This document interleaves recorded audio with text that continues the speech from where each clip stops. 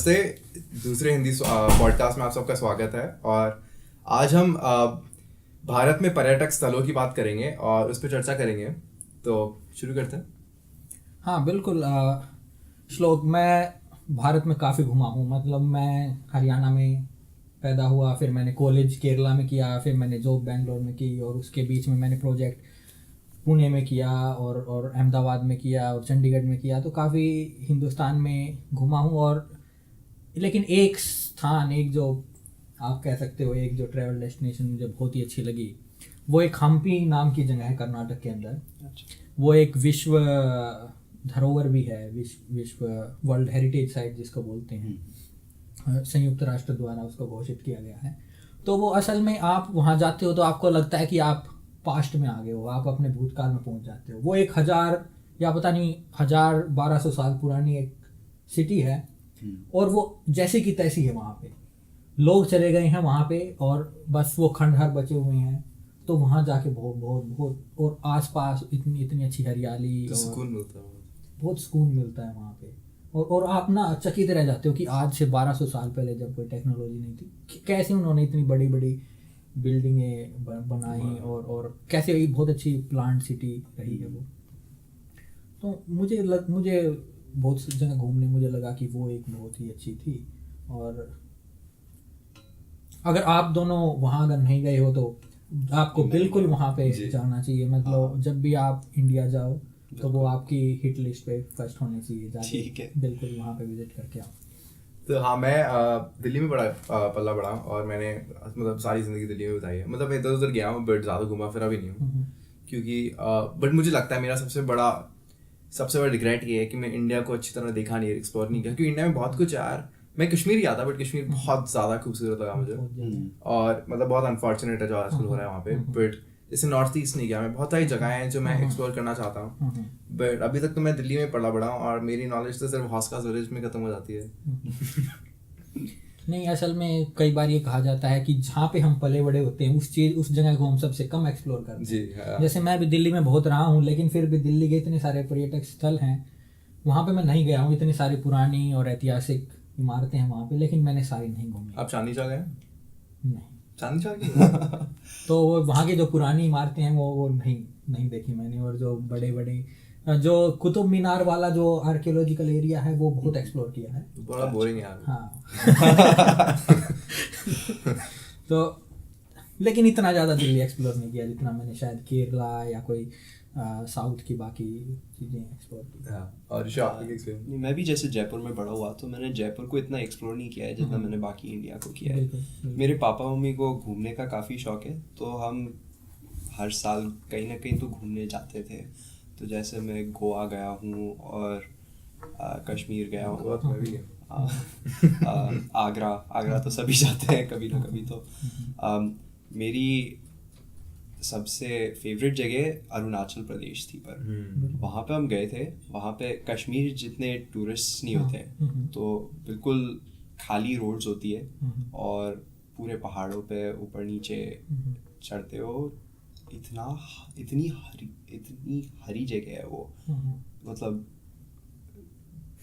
सही मैं डिस्क्राइब नहीं कर सकता हूँ उसको, इतनी सुंदर है वो। सारी इतनी एनर्जी आ जाती है वहाँ पे। और वहाँ पे मतलब आसपास कोई होता भी नहीं है ना। अच्छा। तो सुकून मिलता है बिल्कुल। बिल्कुल।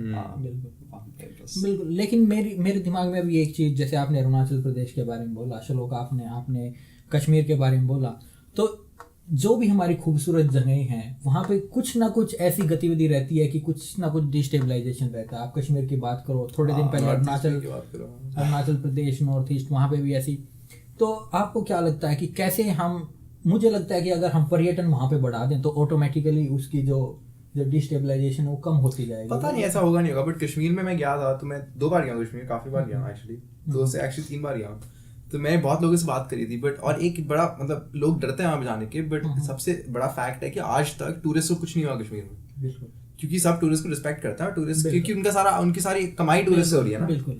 तो मुझे ये बात बड़ी मतलब शॉकिंग लगी कि टूरिस्ट मतलब इतना सेफ रहता है वहाँ पे, जबकि कितने खराब हालात हैं, तो उसके बावजूद भी टूरिस्ट सेफ रहता है वहाँ पे। तो ये बहुत बड़ी बात है। नहीं, मुझे लगता है कि जैसे ज़्यादा टूरिस्ट लोग जाते हैं वहाँ पे, तो एक तरीके की इंटीग्रेशन होता है, लोग जाएंगे, लोग मिलेंगे जुलेंगे, और वहाँ की जो इकोनॉमी है वो भी टूरिस्ट के साथ एक तरीके से बंध जाती है। तो उससे लोगों को जब इकोनॉमिक आमदनी होने लगती है टूरिस्ट से, तो वो लोग पसंद करते हैं लोग आएँ, और लोग भी जब जाते हैं तो वहाँ के कल्चर के बारे में ज़्यादा पता लगता है। तो उससे जो अलगाववाद की भावना या फिर जो आप कह लो किसी प्रकार की जो डिस्टेबलाइजेशन है वो कम होती जाती है। हाँ, अब सही कह रहे हो। मैं एक चीज़ ऐड करना चाहता हूँ कि जो डिस्टेबलाइजेशन की बात कर रहे हो, ये आम लोगों के बीच में नहीं है, ये मतलब गवर्नमेंट का फंडा है सारा। बिल्कुल। तो ये हमारे हाथों में है कहाँ, हमारे बीच में। मुझे तो कोई खिलाफ, मतलब मैं तो किसी के खिलाफ नहीं हूँ, बट ये जब ये सांसद आए थे तो प्रॉब्लम तो ये होनी है ना। नहीं, बात आप बिल्कुल ठीक कह रहे हो, लेकिन फिर भी जो भी गवर्नमेंट भी आखिरकार जनता चुनती है। तो अगर जनता इतना पसंद करेगी लोगों को, और जनता तो कहीं ना कहीं वो इफेक्ट रहेगा, चाहे कोई भी जनता का प्रतिनिधि आए, लेकिन वो पूरी तरीके से जनता की आवाज़ को नज़रअंदाज तो कभी कर ही नहीं पाएगा, और करेगा तो फिर वो थोड़े दिन ही रहेगा जनता का प्रतिनिधि जो है। तो मुझे लगता है कि जितना ज़्यादा हम इंडिया को एक्सप्लोर करें, और इतनी सारी अलग अलग जगहें हैं। और खैर मैं थोड़ा ईस्ट में कम गया हूँ, जैसे मैं नॉर्थ ईस्ट नहीं गया, और मैं जो उड़ीसा और वहाँ के जो मंदिर और पश्चिम बंगाल वो एरिया मैंने काफ़ी कम एक्सप्लोर किया है, लेकिन जो वेस्ट और नॉर्थ और साउथ काफ़ी ज़्यादा किया है इंडिया में। तो एक से बढ़ के एक जगह हैं। तो हाँ बिल्कुल। जैसे आप कभी जैसलमेर गए?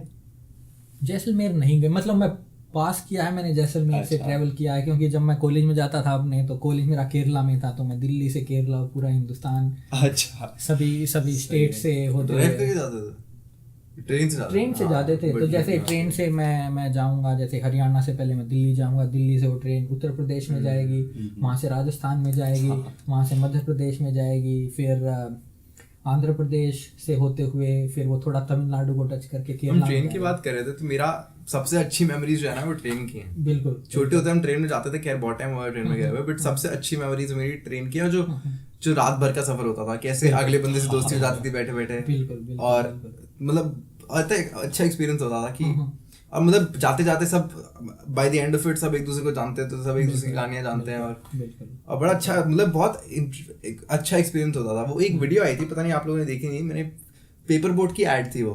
अच्छा। वो आप दोनों देखना अगर आपको मौका मिलेगा तो। वो ट्रेन के बारे में, तो वो बड़े मतलब अच्छे थे, एकदम वैसी फीलिंग्स बताता है जो सबने फील करी होंगी, हमने भी फील करी होंगी, जैसे बैठ के चांद को देखते रहो। तो ऐसी बहुत सारी इमोशंस थे जो उस वीडियो में थे, और मुझे भी बहुत रिलेट किया मैंने उस वीडियो से, क्योंकि मेरी भी सबसे अच्छी मेमोरीज वही है ट्रेन की। हाँ, मेरी भी ट्रेन की, जैसे मेरी सबसे ज़्यादा ट्रेन की अच्छी मेमोरीज वही, जब कॉलेज से वापस आते थे तो हम इतने सारे दोस्त साथ में आते थे, तो एक दो ट्रेन के जो कैबिन होते थे वो हमारे ही लिए ही होते थे, पूरे बुक रहते थे, तो काफ़ी शोरगुल भी मचा देते थे, और काफ़ी मौज मस्ती से करते हुए जाते थे, और 2-2.5 दिन का सफ़र होता था, तो उसमें मज़ा भी आता है, और आप पूरे आप देखते हो कैसे मौसम बदल रहा है, कैसे बाहर का जो पूरी ज्योग्राफी चेंज हो जाती है। आप केरला से ऊपर की तरफ आओगे, पहाड़ आएंगे बीच में, तो ये बहुत बहुत मज़ेदार है। बीच में कई बार बहुत विशाल नदियाँ आएंगी, और उनके बीच में एक पुल के ऊपर से ट्रेन जा रही होगी, तो बहुत अच्छा लगता है। मैं भी जब घूमता था तो काफ़ी बार मेरे पापा मम्मी के दोस्त और उनके बच्चे भी होते थे साथ में, तो हम सब भी पूरा एक कंपार्टमेंट भर के और फिर खेलते रहते थे, बड़ा मजा आता था। और कुछ लोग वो बीच में एक चादर बिछा के और ताश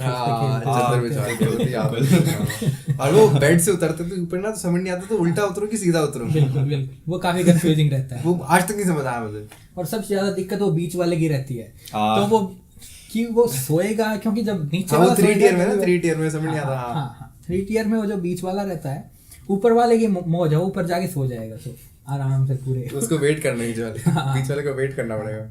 लेकिन फिर बीच वाला ज़्यादा बातचीत करता है, और मेरे ख्याल से जो बीच में जिसकी बात रहती है वो ज़्यादा दोस्त बनाता है जनरली। ऊपर वाला जाके सो जाता है कई बार, अगर मन में बात करनी है। तो बस यही है, और तो ये पॉडकास्ट ख़त्म करते हैं, और बस अलविदा।